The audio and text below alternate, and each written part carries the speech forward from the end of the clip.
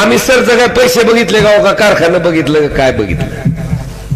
बाबा माणूस चांगलाय, चांगला माणूस तुमच्या सगळ्याच्या समोर आणला आणि तुमची कमाल बघा, 3 टर्मचा आमदार असणारा, एवढे मोठे पैसे खर्च करणारा, त्याला तुम्ही काय दाखवलं?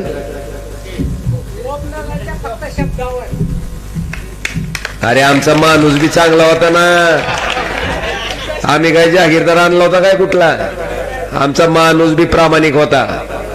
आम्ही उमेदवारी कुणाला दिली? ज्या माणसानं कोरोनामध्ये सामान्य शेतकऱ्याच्या जिल्हा परिषदच्या शाळेत शिकणाऱ्या विद्यार्थ्याला मंदिराच्या माईक मधून त्या ठिकाणी त्याची शाळा घेतली, त्याचं शैक्षणिक नुकसान होऊ दिलं नाही, ज्या माणसानं रोटरी क्लब ऑफ इंडियाच्या माध्यमातून आपल्या तालुक्याचा तालुका अध्यक्ष म्हणून सामाजिक काम केलं, त्या प्रवीण स्वामी सरांच्या माध्यमातून आपण पूर्ण महाराष्ट्राला दाखवून दिलं की जनता एकवटल्याच्या नंतर काय असते ते. आता 2-3 गोष्टी आहेत, 2 बाजू आहेत तुमच्या सगळ्याच्या समोर, एक आमची बाजू आणि एक पुढची बाजू. आमच्या बाजूनं महाविकास आघाडीची जर सत्ता आली तर तुम्हाला आमचा शब्द आहे की सामान्य कुटुंबातली आमची भगिनी, मग ते आपल्या ताई सुद्धा जिल्हा परिषदच्या अध्यक्ष त्या ठिकाणी होऊ शकतात. आणि पुढची बाजू कसं आहे? अर्चनाताई पाटील माझ्या बायकोला जिल्हा परिषदचा अध्यक्ष करायचे म्हणून अख्ख्या जिल्ह्यात हिंडायला लागली. ती कुणाला अध्यक्ष करायला? अर्चनाताई पाटील. आता तुम्ही ठरवायचंय की सर्वसामान्य माणसाचं, सर्वसामान्य लोकांचं दुःख जाणणाऱ्या सामान्य माणसाच्या कुटुंबाला त्या ठिकाणी तुमच्या मताची ताकद द्यायची का? खासदारकी लागली अर्चनाताई उभ्या, आमदारकी लागली राणा पाटील उभा, आता जिल्हा परिषद लागल्यावर तर मला वाटलं होतं कार्यकर्त्याची संधी येईल, पण कार्यकर्त्याला म्हणले कार्यकर्त्यासाठी ताई माघार घेणार, पण ताई काय माघार घेतली नाही. कार्यकर्त्याच्या मुंडक्यावर पाय देऊन पुन्हा ताई आल्यास तिथं पुन्हा मावली. तुम्ही ठरवायचंय, तुम्ही आम्ही काय गुलाम आहेत काय? आणि जेवढी काय अक्कल आहे ती फक्त काय राणा पाटलाच्या घरालाच आहे काय? दुसऱ्याला काय अक्कल नाही? बांधवानो, तुम्ही विचार करायचा आहे आणि मला दाजीला सुद्धा विचारायचंय. दाजी, उद्या तुम्ही निवडून आल्यावर तुमची हिंमत होणार आहे का राणे पाटील? तुम्ही साधारण महिलेला जिल्हा परिषदचा अध्यक्ष करा, तुमच्या बायकोला करू नका, मनाची हिंमत होणार आहे का सांगा मला? नाही म्हणू शकत, नाही म्हणू शकत आणि कोण करू पण शकत नाही. बांधवानो, त्यांच्यापेक्षा आमच्याकडे काय कमी आहे? फक्त पैसेच नाहीत ना, कुठल्या गोष्टीत आम्ही कमी आहेत? चला करा, तुलना करा आमची त्यांची. फक्त स्वतःच्या घरातला, कुटुंबातला माणूस सोडून दुसरा बाहेरचा माणूस पुढे नाही आला पाहिजे, त्याचं नेतृत्व पुढे नाही आलं पाहिजे, फक्त आपल्या घराच्या पुरतं राजकारण चाललं पाहिजे. ह्या भूमिकेतनं राजकारण करणारं राणा पाटलाचं कुटुंब. आणि दुसऱ्या बाजूला बांधवानो, कैलास पाटील नावाचं शेतकऱ्याचं लेकरू 2 वेळेस आमदार करणारा शिवसेना उद्धव बाळासाहेब ठाकरे पक्ष.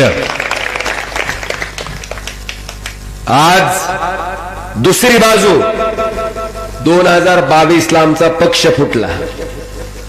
तिकडे गेलो 100 कोटी रुपये होते, तिकडे गेलो पद होतं, तिकडे गेलो सत्ता होती, पण बांधवानो, कैलासवासी पवनराजे निंबाळकर साहेबाच्या नावाला कुठं डाग लागू द्यायचं काम या ओमराजेनं केलं नाही.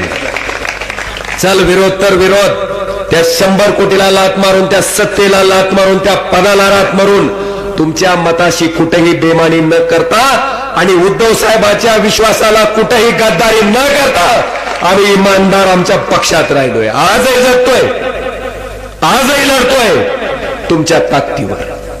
विरुद्ध दिशेला, अरे ज्या शरदचंद्रजी पवार साहेबांनी तुम्हाला 45 वर्ष मंत्री केलं, त्या पवार साहेबाची सत्ता गेली रे गेली की बेंडकुळी सारखं तुम्ही टून दिशी उठून कमळाबाईच्या वॉशिंग मशीन मध्ये घुसला. राणा पाटील गेलं का नाही? आणि काय म्हणताय? विकास करायचा आहे. भाजपमध्ये जाणाऱ्या माणसाला बाहेर जनतेला सांगताना सांगतेत विकास करायचा आहे, पण खरंच विकास करायचा आहे का हो? छे, विकास नाही करायचा. 45 वर्ष मंत्री पदाच्या काळात हाणलेल्या संपत्तीला ईडी पासून वाचवायचे म्हणून कमळाबाई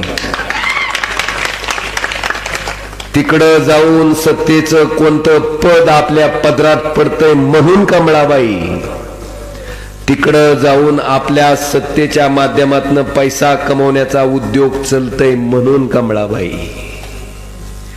आता ह्या दोन्ही बाजू तुमच्या सगळ्याच्या समोर आहेत. मला तुम्हाला विचारायचंय, ती सारखं म्हणते विकासावर बोला विकासावर बोला. अरे तुम्ही विकासाचा काटा काढला जिल्ह्याचा.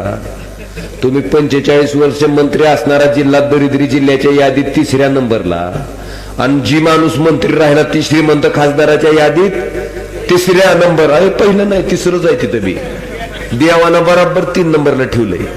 तुम्ही दरिद्रीत 3 नंबर आणि ती श्रीमंतीत. मग नेमका एकाच तुमचा झाला का डॉक्टर पाटलाच्या घराचा झाला?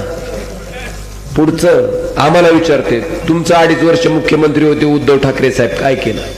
बांधवानो, आपण शासकीय वैद्यकीय महाविद्यालय धाराशिवला चालू केलं, मंजूर केलं, ते उद्धव ठाकरे साहेबाच्या सहीनं आणि अमित देशमुख साहेबाच्या सहीनं. कशासाठी महत्वाचं आहे? तुमच्या गोरगरिबाला जर डॉक्टरनं सांगितलं की 2.5 लाख रुपये खर्च येते उपचाराला, ऑपरेशनला 3.5 लाख रुपये खर्च येते. बांधवानो, हे सगळे ऑपरेशन, हे सगळे उपचार त्या मेडिकल कॉलेजमध्ये, त्या हॉस्पिटलमध्ये गरीब माणसाचा 1 पैसाही खर्च न होता मोफत होतात, म्हणून ते कॉलेज महत्वाचं आहे. पद्मसिंह पाटलाच्या काळात सुद्धा कॉलेज मंजूर झालं, पण कुठं? तुम्हाला वाटेल तुळजापूरच्या बारूळच्या शेजारी आहे काही, नेरूळ, मुंबई. बांधवानो, ती कॉलेज जर हित असतं तर आपल्या भागातल्या लोकांना उपचाराला सोय झाली असती का नाही?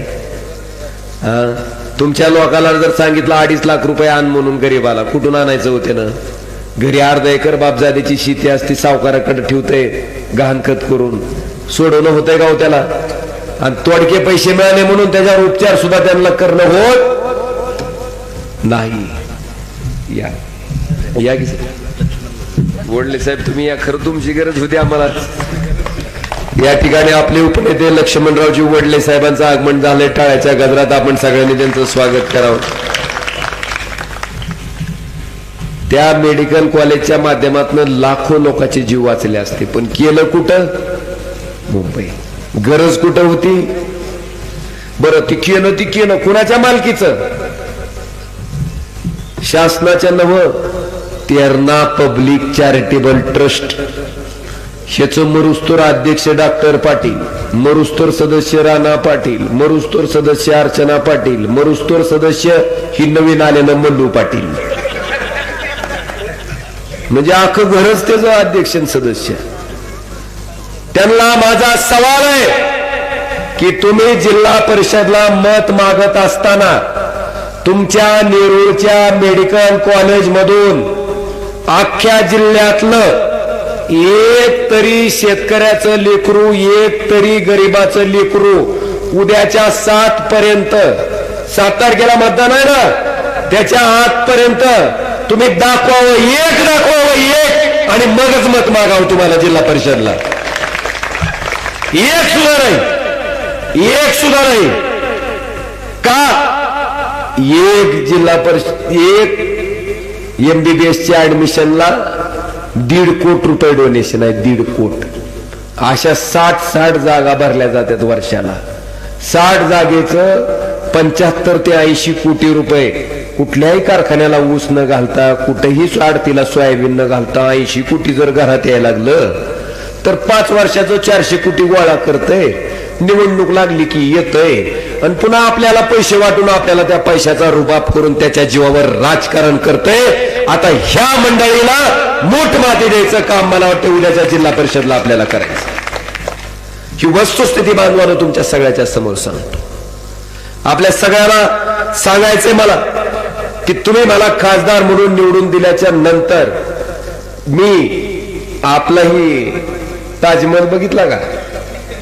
तुमच्या लक्षात आलं लाज बोलून कोणचा आहे ती रस्ता किती द्याकना होता हा कुठला पूल राहिलाय कुठला रस्ता सुटलाय झाला का नाही ओमराजेनं बोललं ते करून दाखवलं का नाही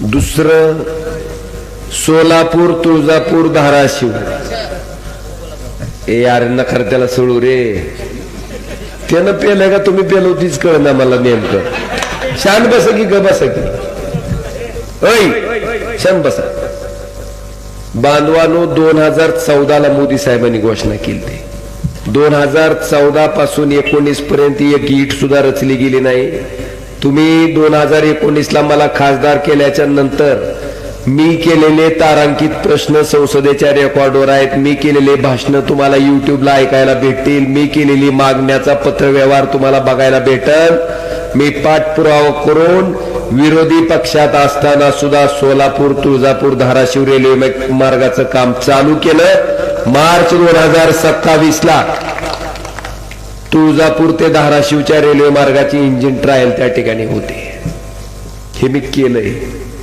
आलिमको नावाची संस्था केंद्र सरकारची आहे 1976 पासून काम करते काय करते ज्याला पाय नाही त्याला कृत्रिम पाय ज्याला हात नाही त्याला कृत्रिम हात ज्याला कानं ऐकू येत नाही त्याला कानं ऐकू यायची मशीन ज्याला दिसत नाही त्याला स्मार्टफोन स्मार्ट स्टिक ही साहित्य द्यायचं काम अपंग बांधवासाठी करते 76 पासून काम करते 19 एक तरी शिबिर झालं का एक तरी एक सुद्धा नाही मी खासदार झाल्याच्या नंतर त्या आलिमकोचं शिबिर घेतलं आणि 7 कोटी रुपयाचं साहित्य माझ्या अपंग बांधवाला दिव्यांग बांधवाला मोफत वाटायचं काम मी केलंय आज आपल्या सगळ्याला मला सांगायचंय की केंद्र सरकारच्या RDSS EDB आणि MSKVY माध्यमातून आपल्या उमरगा तालुक्यात तुगाव कुनाळी कराळी दापका उमरगा अर्बन ह्या 5 ठिकाणी नवीन सबस्टेशन मंजूर झालेत ऍडिशनल पॉवर ट्रान्सफॉर्मर म्हणजे जुन्या सबस्टेशनला अजून एक पॉवर ट्रान्सफॉर्मर आलूर मुरुम गुंजोटी दापका कोरेगाववाडी नारंगवाडी माडज हिथं ऍडिशनल पॉवर ट्रान्सफॉर्मर मंजूर झालेत आणि ऑग्युमेंटेशन उमरगा चौरस्त्याला जिथं 5चा ट्रान्सफॉर्मर होता त्याचं आपण 10चं करायचं काम केलंय पुढच्या 6 महिन्यात ते वर्षात ही कामं झाल्यावर लाईटीच्या बाबतीत कसलीही अडचण आपल्या भागातल्या शेतकऱ्याला येणार नाही बांधवानो आज ह्या ठिकाणी ह्या निवडणुकीला सामोरं जात असताना आपल्याला सगळ्याला माहिती आहे जंगली रमी ऍप माहिती आहे का जंगली रमी कोण कोण खेळलंय कोणी कोणी पैसे हारले जर हात वर करा लय जण आहेत पण ग बसती तिथं मला माहिती आहे हारल्यानं कुणाच्या बापाला सांगायचं ग बसती ती लय लोक बरबाद झाले कित्येक कुटुंब संपलेत ह्या ऑनलाईन जंगली रमी बांधवानो ह्या ऑनलाईन जंगली रमी आमच्या महिला भगिनीला माहिती आहे बघा किती वाटोळं झालंय ते सावकाराचं देणं बऱ्याच लोकांचं अजून फिटलेलं नाही काही लोकांनी आत्महत्या केल्या त्या जंगली रमी ऍपच्या नादात ही वस्तुस्थिती मी आपले माहिती तंत्रज्ञान मंत्री अश्विनी वैष्णवजीला सांगितलं त्यांना कौडगाव बावीची घटना सांगितली की ह्या जंगली रमी ऍपच्या नादाला लागून एका माणसानं स्वतःच्या गरोदर पत्नीला विष देऊन मारलं स्वतःच्या 3 वर्षाच्या लेकराला विष देऊन मारलं आणि स्वतः आत्महत्या करून हे माणूस मेलाय अनेक प्रपंच या जंगली रमी ऍपमुळे बर्बाद झालेत मी लोकसभेत मागणी केली आणि विरोधी पक्षाचा खासदार असताना बांधवानो ह्या जंगली रमी ऍपवर आपण बंदी आणली आज ते ऍप बंद आहे हे काम त्या ठिकाणी तुमचा खासदार म्हणून मी केलंय आपल्या सगळ्याला माहित असेल की डीपी जळाला आम्हाला फोन गाय आजारी पडली आम्हाला फोन दवाखान्यात गाडी डॉक्टर बघायला गेला आम्हाला फोन रक्ताची बाटली लागली आम्हाला फोन एसटी कंडक्टर जागा देण्यात गेला आम्हाला फोन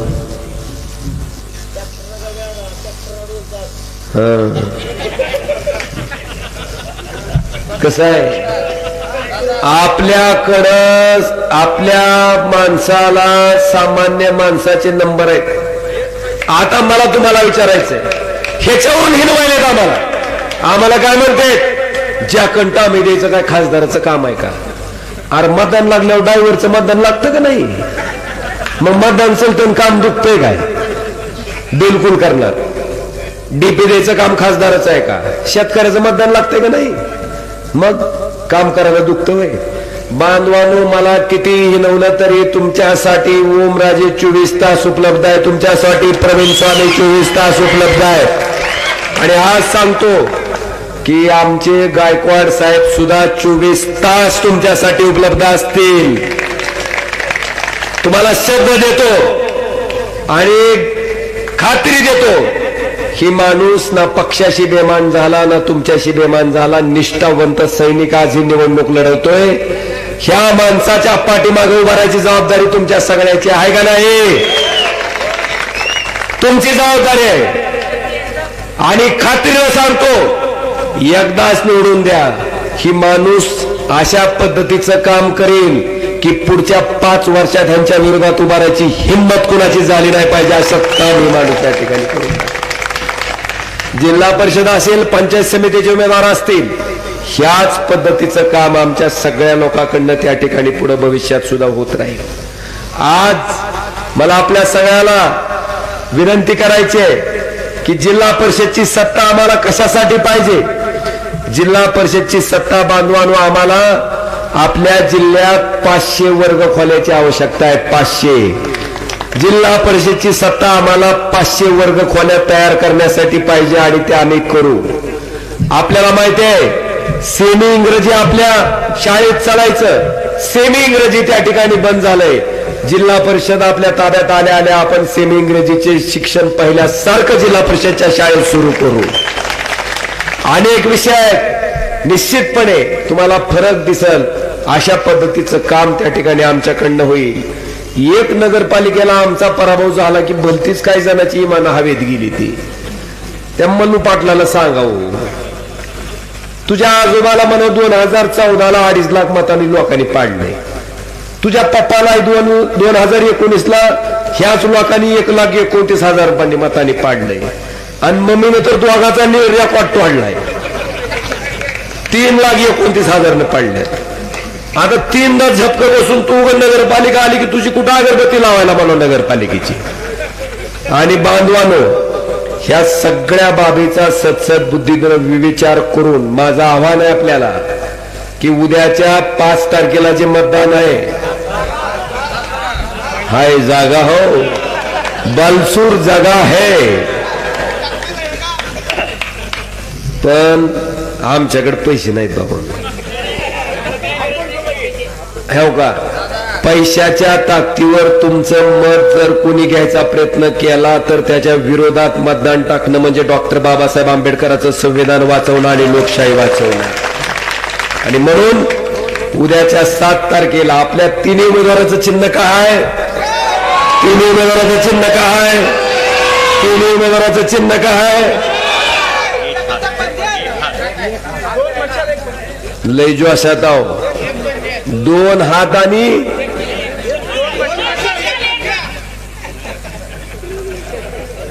तीच बघायलो रे, 2 मशालांनी ह्या 3 चिन्हाच्या पुढचं बटन दाबून या सगळ्या उमेदवारांना भरघोस मतानं विजयी करा असं आवाहन करतो आणि आपली रजा घेतो. धन्यवाद. जय हिंद, जय महाराष्ट्र.